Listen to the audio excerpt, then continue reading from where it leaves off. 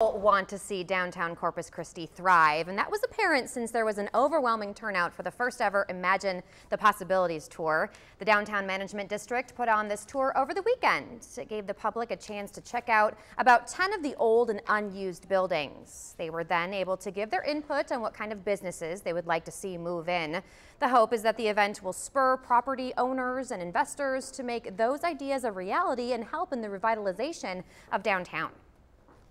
A lot of people commented on wanting some retail options downtown, suggestions for a bowling alley, movie theater, some real neighborhood-oriented concepts.